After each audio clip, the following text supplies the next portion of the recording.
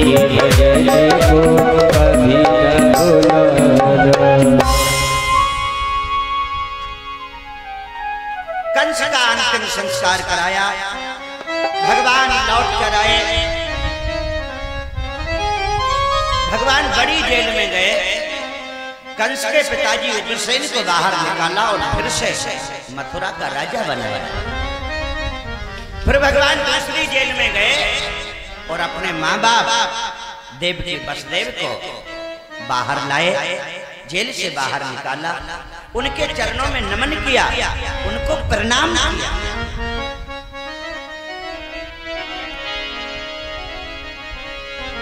मात पिता को मत भूलो तुम,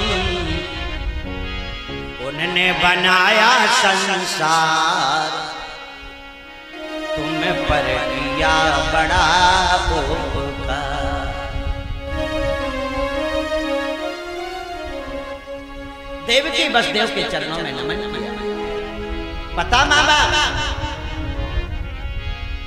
गीले में माँ खुद लेटी है, सूखे में तुझे सुलाया, रूखा सूखा खाया माँ ने, अच्छा अच्छा तुम्हें खिलाया।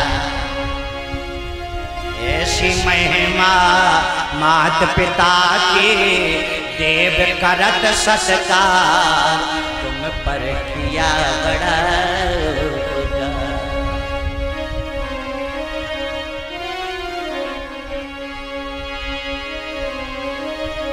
माँ बाप बहुत रोए, बेटा मैंने जीवन में कष्ट भोगे सो भोगे, पर आज आपको देख लिया।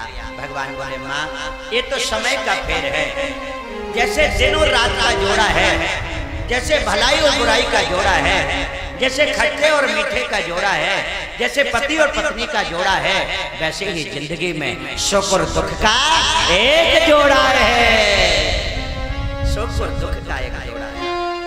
जिंदगी में सुख और दुख तराजू के पले की तरह आते जाते रहते हैं, कभी दुख का पला नीचे तो कभी सुख का पला नीचे हो जाता है। माँ पर तेरे दुख का समय निकल गया, अब तेरे सुख का समय आ गया है।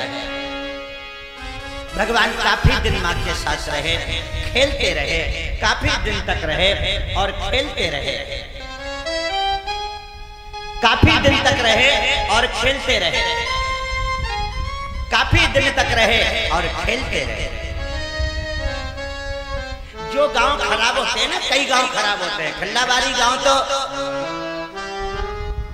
बहुत अच्छा है, बहुत प्यार होता है, तो बिल्कुल समझो जो लगा के बिल्कुल सतजुग इतने तो बिल्कुल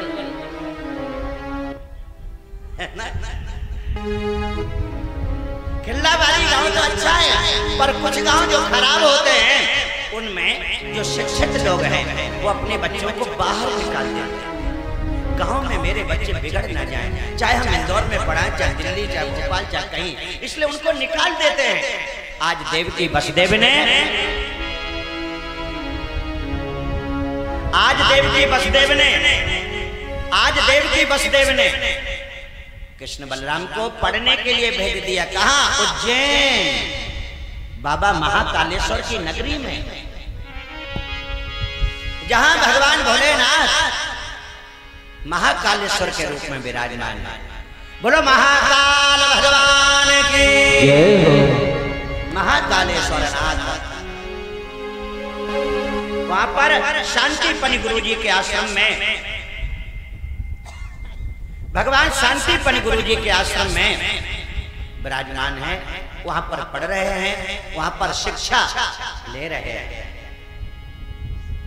शांतिपनि गुरु जी बहुत विद्वान हैं, उनके वहां विद्या अध्ययन करते हैं, आप लोग जानते हैं। लेकिन जरा विचार कर, अगर दूसरे पहलू से देखें तो भगवान को क्या पढ़ना था, उन्हें कौन पढ़ाता? जिनके चरणों से गंगा निकलती है, जिनके मुख से वेद निकलते हैं, जिनके रोम रोम में ब्रह्मांड रहता है, उनको कौन पढ़ाता? उनको क्या पढ़ना था? पर गए पढ़ने के लिए। क्यों? पढ़ने तो गए पर जीवन में एक अच्छा गुरु बनाने के लिए भगवान गुरु के आश्रम में गए। शिष्य के जीवन में जब तक गुरु नहीं होता है तब तक भव सागर से सुगमता से कोई पार नहीं होता है। इसलिए भगवान पढ़ने के लिए गुरु ग्रह पढ़ने गए, गुरु ग्रह पढ़ने गए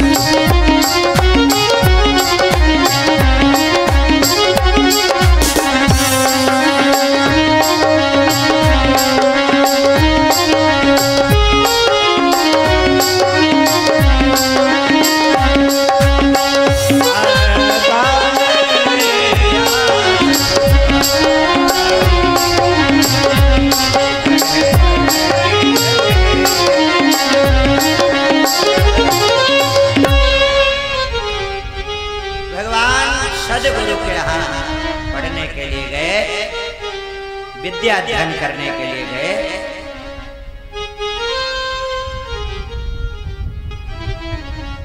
शिष्य के जीवन में गुरु का आशीर्वाद अवश्य होना चाहिए। और यहाँ तो बताने की आवश्यकता नहीं, गांव वाले और क्षेत्र वाले सभी समझते हैं।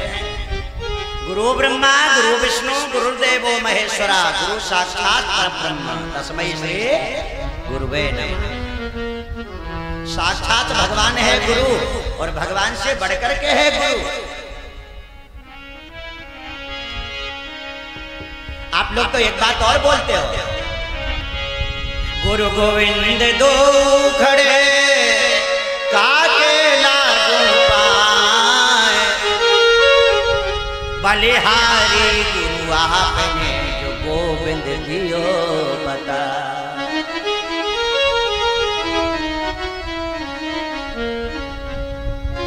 गुरु वो माने अंधकार, वो माने प्रकाश, जो शिष्य को अंधकार से प्रकाश की ओर ले जाए उसको कहते हैं गुरु। भव सागर से पार लगाता है गुरु, जीवन में उन्नति का मार्ग बताता है गुरु, और भगवान से भी मिलाता है गुरु। पता कितनी बड़ी महिमा है गुरु की। भगवान अगर उठ जावे तो गुरु की शरण में जाए, और गुरु जी अगर उठ जावे तो भगवान न करे सहाय। भगवान उठ जाए तो गुरु जी सहायता कर सकते, पर गुरु जी उठ जाए तो भगवान सहायता नहीं कर सकते। लेकिन ये सारी जो बातें हैं, ये बातें कब सफल होती हैं? जब गुरु चेला वैसे हो जैसे चाहिए। एक दोहा और बताता हूं मैं आपको, गुरु चेला कैसे होना चाहिए, कैसे हो? चेला ऐसा चाहिए, कैसा चाहिए?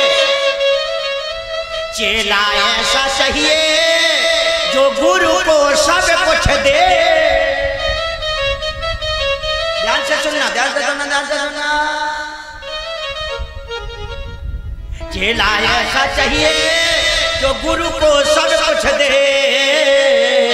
लेकिन गुरु जी ऐसे चाहिए चेला से कछु ना ले।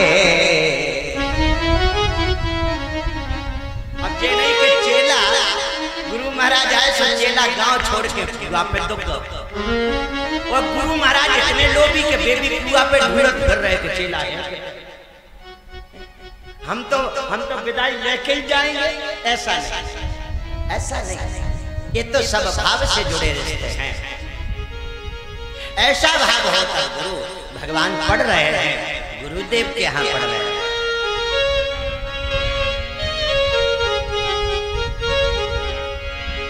अल्प काल या सब पाई, अल्प काल या सब पाई,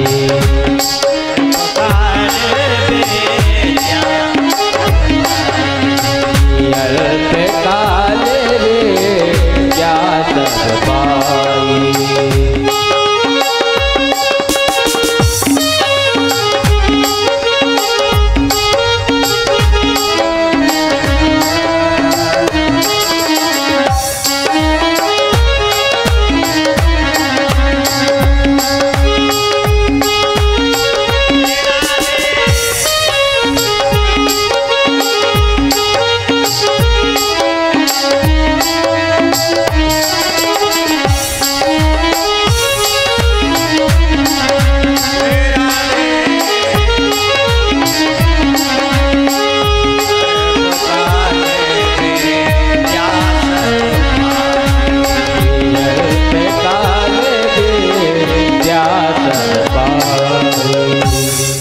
गुरुजी के आश्रम में रहकर भगवान ने 64 दिन में 64 कलाओं को सीख लिया।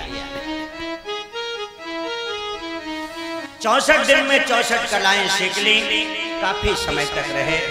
बहुत ही सुंदर भाव है। सारी कलाओं को सीख लिया, बहुत भक्ति भाव के साथ, बहुत भक्ति भाव के साथ उन्होंने उनको विद्या अध्ययन कराया। भाव से बड़ी सेवा करते हैं। और गुरुजी के आश्रम में ही एक पंडित जी से मुलाकात हो गई, श्री कृष्ण की। पंडित जी का नाम क्या है? सुदामा। विद्यालय में मिले थे गुरुजी के यहाँ। गुरुजी से मुलाकात तो हुई, पर एक पंडित जी से भी मुलाकात हो गई और बहुत खासे दोस्त बन गए दोनों, कृष्ण और सुदामा। एक दिन आश्रम में हवन होना था। गुरुजी ने कहा कुछ संविधा की व्यवस्था करो, लकड़ी, हवन की लकड़ी, जाओ जंगल में जाओ, लकड़ी तोड़ के लाओ। कृष्ण और सुदामा दोनों जाने लगे तो गुरु पत्नी ने बुला लिया। गुरु पत्नी ने बुला लिया कि गुरु पत्नी ने बुला लिया, बेटा इधर आना सुदामा। अब कन्हैया वहीं खड़े और सुदामा वापस आए। तो गुरु पत्नी ने आधा किलो करीब 500 ग्राम करीब चने दे दिए, भूले चने, लो इसको ले जाओ, अगर भूख लगे तो दोनों खा लेना। सुदामा जी बोले ठीक है। पोटली काख में दवाई, चल दिए बने। भगवान बोले माता ने काय को बुलाया था? सुदामा जी बोले लकड़ी सूखी सूखी लाने के हवन में दिक्कत ना हो। चलो चलो चलो। वन में गए, थोड़ी रिमझिम बारिश होने लगी, सर्दी भी लगने लगी। एक वृक्ष के नीचे, अलग अलग पेड़ों के नीचे दोनों छिप गए। अब पंडित जी को भूख लगी। ध्यान देना, पंडितन में और तो सब बढ़िया है, पर एक ही चीज गड़बड़ है। कहीं कहीं, सब में नहीं, पर कहीं कहीं एक ही चीज गड़बड़ है पंडितन में। केवल लेवो लेवो जाने, देवो कभू न जाने। वो जो देना जाने वही असली ब्राह्मण है। समय आने पर लेना भी जाने और देना भी जाने। सुदामा जी को भूख लगी, सो पोटली खोली और अकेले खाने लगे चने। क्यों? इतना तो अपन भी जानते हैं। अपन लोग भोजन कर रहे हो, कोई आ जाए तो अपन उससे कहते आओ साहब भोजन कर लो। वो कहता करो करो जब तक हम बैठे। अगर कोई चाय पी रहा हो तो अपन कहते आओ भाई साहब, तो वो कहता पियो पियो, हम बाहर बैठे। सुदामा जी ने इतना भी शिष्टाचार नहीं निभाया, एक बार पूछ भी लेंगे आओ साहब। चुपचाप चना खोले, चुपचाप पोटली खोली और चना खाने लगे। लेकिन एक बात तो आप जानते ही हो, चना एक ऐसा आइटम है चना एक ऐसा आइटम है जो बहुत हल्ला करता है, शोर। रसगुल्ला शोर नहीं करते। रसगुल्ला तो बगल में लोग बैठे रहे और तुम चाहो कि चोरी से खाने तो 3-4 सरक जाए, पता ही नहीं चलता क्योंकि मुंह पे रखा हो गया। लेकिन चना, नमकीन, पापड़ ये हल्ला कर, इतने खाओ पापड़ को चिरगांव में सुन। आलू के अच्छे पापड़ हैं घर के बने। अब चना तो जैसी कट कट हुए, भगवान बोले काय भैया काय की आवाज आ रही? सुदामा जी बोले सर्दी के मारे हमारे दांत कटकटा रहे हैं, दांतन की आवाज। या नहीं बताई कि चने की आवाज। और सुखदेव जी कह रहे राजन, गुरु से कपट मित्र से चोरी, गुरु से कपट मित्र से चोरी, या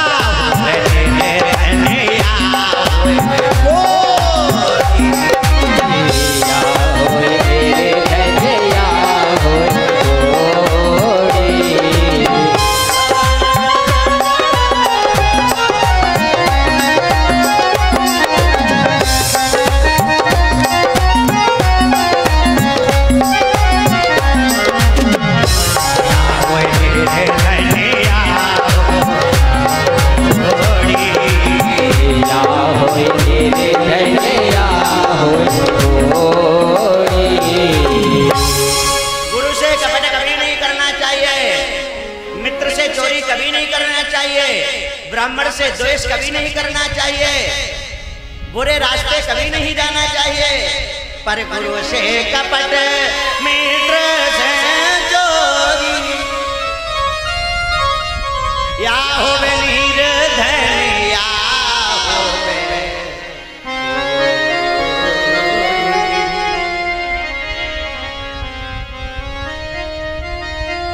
भगवान ने उसी दिन कह दिया था, मित्र तुम्हारी जिंदगी में एक दिन ऐसा आएगा कि घर में नहीं होगा दाना और मुंह में नहीं होंगे दांत।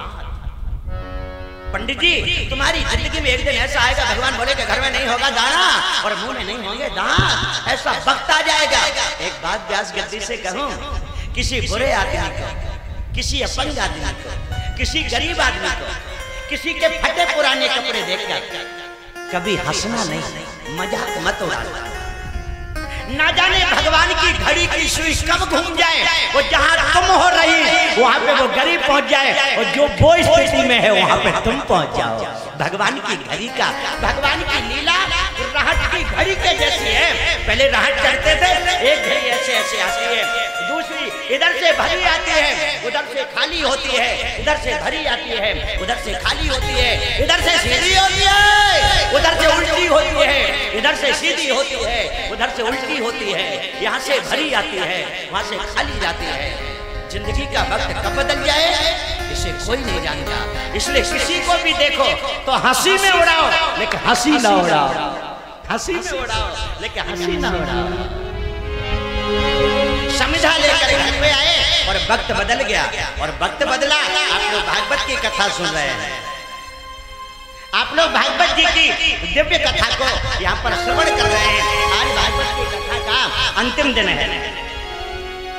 मैं व्यास गद्दी पर पंडित श्री द्वारिका प्रसाद पाठक जी को बुला रहा हूँ कि पाठक जी आए और पुष्प चढ़ाकर, और इसके बाद व्यासपीठ पर नीलू यादव जी, नीलू यादव जी, मिश्रा जी पुष्प चढ़वाकर नीलू यादव जी, नानू यादव जी, दर्शन यादव जी, आशीष यादव जी, प्रशांत यादव जी आकर भागवत जी का पूजन अर्चन करेंगे, फूल चढ़ाकर आशीर्वाद लेंगे। आइए यादव जी के सम्मान में एक बार जोरदार ताली से स्वागत है। परम सम्मानीय पाठक जी भागवत जी को नमन कर रहे हैं, पुष्प चढ़ा रहे हैं। और भैया नीलू यादव जी, उनके साथ उनकी और सभी मंडली है जो भागवत जी पर पूजन अर्चन कर रही है। बोलो भागवत महापुराण की। ओम जगलेन जगमे जंतु देवा काली धरवाणि प्रतमान्या तन्नो देहनागम महिमा। बहुत सुंदर। आओ सब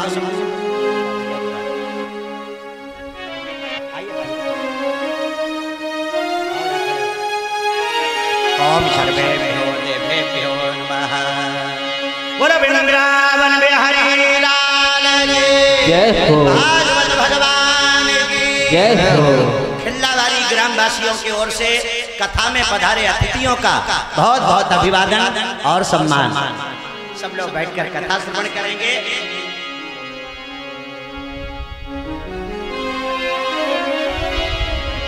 बाके बिहारी जय हो तुम्हारे, बाके बिहारी जय हो तुम्हारी, जय हो तुम्हारी लाला जय हो तुम्हारी, बाके बिहारी जय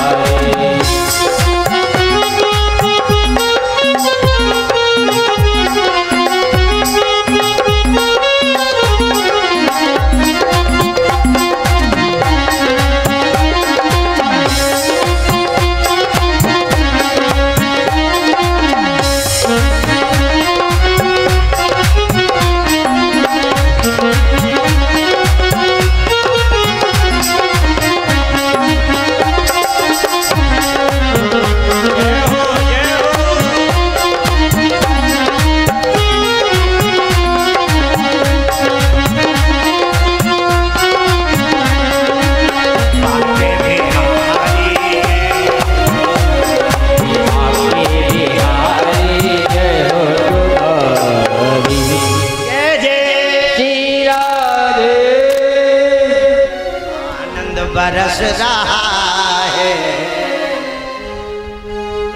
सिद्ध बाबा तेरी गली में, आनंद बरस रहा है। बोलो सच्चे गुरु महाराज की जय हो। समय बदला, वही मैं आपसे निवेदन कर रहा था। वक्त बदला, भगवान द्वारिका के द्वारकाधीश बने। सुदामा जी सुदामापुरी के गरीब ब्राह्मण बने। परीक्षित ने कहा महाराज थोड़ा विस्तार से बताओ। तो सुखदेव जी कहते हैं गुरु से विद्या अध्ययन करने के बाद भगवान आज्ञा लेकर आए और गुरु जी का शांतिपन, गुरु जी का एक पुत्र था जो बचपन में जमुना में डूबने से मर गया था। भगवान ने यमराज के यहाँ से उस पुत्र को लाकर गुरु को दक्षिणा में दिया। गुरु ने आशीर्वाद दिया।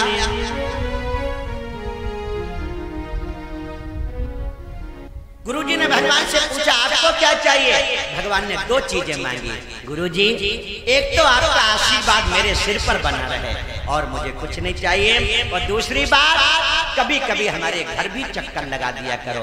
आपके चरण हमारे घर में पड़ जाएं, आपके चरण हमारे घर में बन सदा रहो घरे आवत जाता, सदा रहो घर आवत जाता।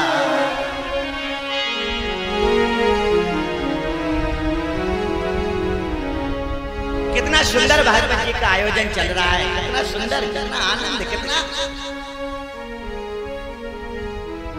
हजारों हजारों लोग कथा सुन रहे हैं। आज सुदामा चरित्र की बेला है, सब लोग कथा सुन रहे हैं। और आज तो एक बड़ा चमत्कार होने वाला था, फिर नहीं हुआ। आज एक बड़ा चमत्कार होने वाला था। यहाँ पर भाई साहब बैठे हैं, राजीव समाधिया जी आ रहे हैं, भागवत जी पर पुष्प चढ़ा रहे हैं। जे आज हमसे कह रहे थे, बोले महाराज एक काम नहीं हो सकता। हमने कही बताओ। बोले जा कथा प्रार्थना और बढ़ जाएगी, आराधना की हो जाए। तो हमने कही अबे तो नहीं हो रही, फिर कभी ठाकुर जी चाहे तो हमने कहा कि फिर कभी हो सकती है, पर अभी तो कैसे होगी। इतना सुंदर भाव राजीव का है ना, कि कह रहे थे कि जो है कथा, और तो हमने कहा नहीं नहीं अभी नहीं। भाई कितना मन है सबका कि कथा अधिक से अधिक हो, ज्यादा से ज्यादा हो। ये भगवान की कृपा। और हम आपसे निवेदन कर रहे थे, भगवान दक्षिणा गुरुजी को देकर आए मथुरा में और जरासंध ने चढ़ाई कर दी। जरासंध ने चढ़ाई कर दी।